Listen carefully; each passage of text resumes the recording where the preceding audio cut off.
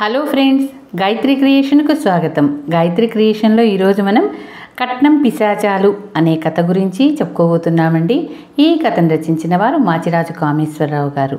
ఈ కథకు చక్కని చిత్రాలు వేసింది శంకర్ గారు. రామేశం అనే ఒక మధ్యతరగతి కుటుంబీకుడి కూతురు విమలకు పెళ్ళిడు వచ్చింది. ఇద్దరు ముగ్గురు విమలను చూసి వెళ్ళారు. వాళ్లకు విమల నచ్చింది, కానీ రామేశం ఇవ్వచూపిన కట్నం నచ్చలేదు. ఈ విధంగా కూతురు పెళ్లి పెద్ద సమస్యగా తయారైంది రామేశానికి. ఇటువంటి పరిస్థితుల్లో పట్నంలో వ్యాపారం చేసుకునే రామేశం చిన్ననాటి మిత్రుడు భగవతం విమల కోసం ఒక సంబంధం తీసుకొచ్చాడు. పెళ్లి కొడుకు శంకరానికి పట్నంలో ఉద్యోగం. అతడి తల్లిదండ్రులు పల్లెలో వ్యవసాయం చేసుకుంటున్నారు. బాగా స్థితిమంతులు. వాళ్లకు విమల నచ్చింది. అయితే 10,000 కట్నం ఇవ్వాలని, పెళ్లి ఘనంగా చేయాలని పట్టుపెట్టారు. రామేశం భగవంతాన్ని పక్కకు తీసుకెళ్ళి, నా పరిస్థితి ఏమిటో నీకు తెలుసుండి నా తాహతకు తగిన సంబంధం తీసుకురాక ఇటువంటి తెచ్చావేమిటి? వీళ్లతో నేను తుగగలనా అన్నాడు. భగవతం చిన్నగా నవ్వి, పెళ్లి ఖర్చులు నువ్వు పెట్టుకో, ప్రస్తుతానికి కట్నం డబ్బు 10,000 నేను సర్దుతాను. 5-6 ఏళ్లలో కొద్ది కొద్దిగా నా అప్పు తీర్చు. కుర్రవాడు బుద్ధివంతుడు, అమ్మాయి సుఖపడాలన్నదే నా తాపత్రయం అన్నాడు. భగవతం పూనుకోవడంతో విమల పెళ్లి కుదిరిపోయింది. 15 రోజుల్లోనే ముహూర్తం. రామేశం పెళ్లి పనిలో మునిగిపోయాడు. భగవతం సర్దుతానన్న కట్నం సొమ్ము ఇంకా సర్దలేదు. మర్నాడు సాయంత్రానికి పెళ్లివారు దిగుతారు. రామేశం కట్నం డబ్బుల కోసం స్వయంగా పట్నం బయలుదేరాడు. అతడు భగవతం ఇల్లు చేరేసరికి సాయంత్రం కావస్తుంది. అన్ని పనుల్లో ఉండి స్వయంగా వచ్చిన రామేశాన్ని చూసి భగవతం ఎంతగానో నొచ్చుకొని, ఎంతో ప్రయత్నించినప్పటికీ రావాల్సిన డబ్బు చాలా ఆలస్యంగా ఈరోజే చేతికి వచ్చింది. రేపు మా అమ్మ ఆబ్దికమయ్యాక డబ్బుతో బయలుదేరి వద్దామనుకున్నాను అన్నాడు. భగవతం ఇచ్చిన డబ్బు సంచి మొల్లో దోపుకొని రామేశం, నాకు అవతల 1,00,000 పనులున్నాయి, ఏమనుకోకు అని సంతోషంగా అక్కడి నుంచి తిరుగు ప్రయాణం అయ్యాడు. బాగా పొద్దుపోవడంతో అతడికి బాడుగ బండి ఏమీ దొరకలేదు. పట్నం నుంచి వాళ్ల ఊరు చేరడానికి గచ్చ పొదలతో మద్దిమానులతో చిందరవందరగా ఉండే ఒక చిట్టడవి దాటవలసి ఉంది. రామేశం చీకట్లో కాలిబాట వెంట నడుస్తుండగా ఒక మద్ది చెట్టు చాటు నుంచి ముసుగు దొంగ ఒకడు మెరుపులా ముందుకు వచ్చి రామేశానికి కత్తి చూపుతూ, కిక్కురు మనకన్నా నీ దగ్గరున్నంత ఇచ్చేయి అన్నాడు కరుకు గొంతుతో. రామేశం నోట మాట రాలేదు. దొంగ రామేశం దుస్తులు తడిమి డబ్బు సంచి తీసుకొని చీకట్లో కలిసిపోయాడు. ఇక తను జన్మలో కూతురు పెళ్లి తలపెట్టడం కల్లా అనుకుంటూ పొంగుకొచ్చే దుఃఖంతో రామేశం ముందుకు సాగాడు. ఒక చోట దారి పక్కన ఉన్న పాడుపడిన గుడిసె ముందు 2 పిశాచాలు చలిమంట వేసుకొని కబుర్లు చెప్పుకుంటున్నాయి. వాటి మాటల్లో విమల ప్రస్తావన రావడంతో రామేశం ఆశ్చర్యపోయి ఓ చెట్టు పక్కన నిలబడి వాటి మాటలు వినసాగాడు. ఎలా అయితే రేపు రాత్రికి విమల పెళ్లి జరిగిపోతుంది అన్నది ఒక పిశాచం నవ్వుతూ. పట్నం డబ్బు దొంగ కాజేశాడుగా, ఈ పెళ్లి ఎలా జరుగుతుంది అన్నది రెండో పిశాచం సాగదీస్తూ. ఈ మధ్య నీ చూపు బాగా మందగించినట్టుంది. ఆ దొంగ పాము కరిచి మద్ది చెట్టు వెనుకే పడి ఉన్నాడు. కట్నం డబ్బు చేజారిపోయిందని ఎలా అనుకున్నావు అన్నది మొదటి పిశాచం. ఈ మాటలు వినగానే రామేశానికి పోయిన ప్రాణం లేచొచ్చినట్టయింది. అతడు వెనుదిరిగిపోయి చెట్టు వెనక చచ్చిపడి ఉన్న దొంగను చూశాడు. వాడి పక్కన డబ్బు సంచితో పాటు ఒక నగల మూట కూడా ఉంది. రామేశం తన డబ్బు సంచితో పాటు నగల మూటను కూడా తీసుకొని నగలం తర్వాత పట్నంలోని కొత్వాలపురం చేయవచ్చుననుకుంటూ పరమానందంతో ఇల్లు చేరాడు. జరిగింది విన్న రామేశం భార్య భానుమతి, అదృష్టవంతులం, మన సొమ్ము మనకు దక్కింది అన్నది తేలిగ్గా నిట్టూరుస్తూ. ఆ సాయంత్రానికి పెళ్లివారు విడిదిలో దిగారు.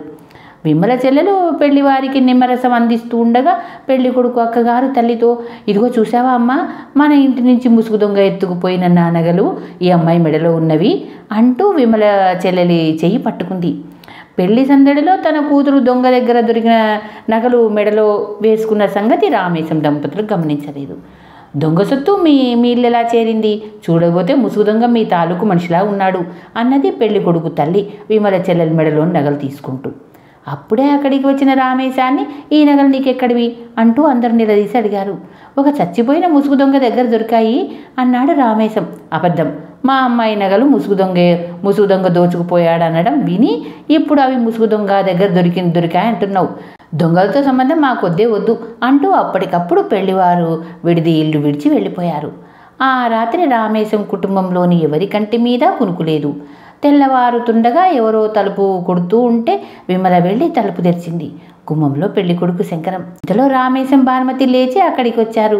శంకరం వాళ్లతో, మీకు అభ్యంతరం లేకపోతే అనుకున్న ముహూర్తానికి మీ అమ్మాయిని పెళ్లి చేసుకుంటాను, కట్నం ప్రసక్తి మాత్రం తేకండి అన్నాడు. ఆ విధంగా విమల వివాహం నిర్విఘ్నంగా జరిగిపోయింది. ఆ సాయంత్రం విమల శంకరాన్ని, ఒక సంగతి అడుగుతాను, అందరితో పాటు వెళ్ళిపోయిన మీరు మనసు మార్చుకొని వచ్చి కట్నం తీసుకోకుండా నన్ను పెళ్లి చేసుకోవడానికి కారణం ఏమిటి అని అడిగింది. అందుకు శంకరం చిన్నగా నవ్వి ఇలా చెప్పాడు. తల్లిదండ్రులతో పాటు తిరుగు ప్రయాణమైన శంకరం వాళ్ళ ఊరు వెళ్ళడం ఇష్టం లేక పట్నం వెళ్ళి ఉద్యోగంలో చేరిపోదామని ఒంటరిగా బయలుదేరాడు. చిట్టడవిలో ఒక చోట చితుకుల మంట దగ్గర కూర్చొని కబుర్లు చెప్పుకుంటున్న 2 పిశాచాలు అతడి కళ్ళబడ్డాయి. శంకరం మెల్లగా ఒక చెట్టు చాటుకు పోయి వాటి మాటలు విన్నాడు.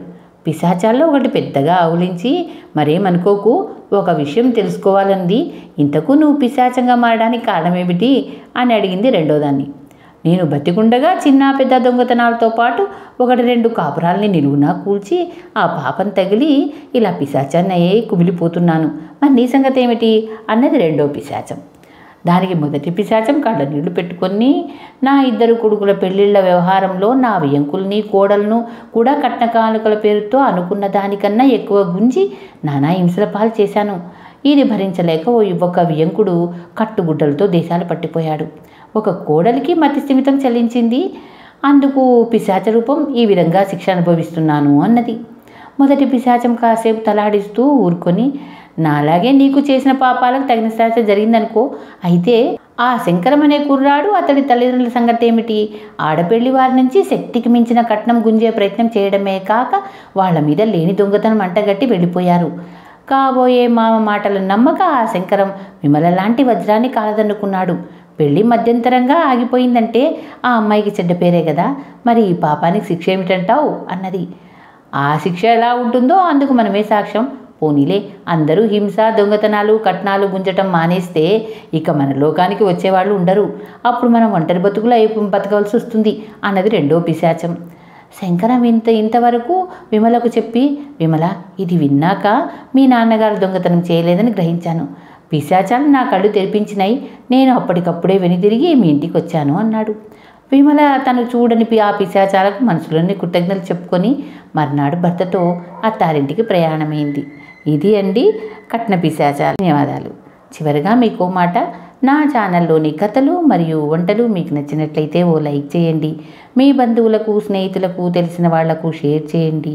మరిన్ని మంచి మంచి వంటల కోసం, మరిన్ని మంచి కథల కోసం గాయత్రి క్రియేషన్ సబ్స్క్రైబ్ చేసుకోండి. ధన్యవాదాలు.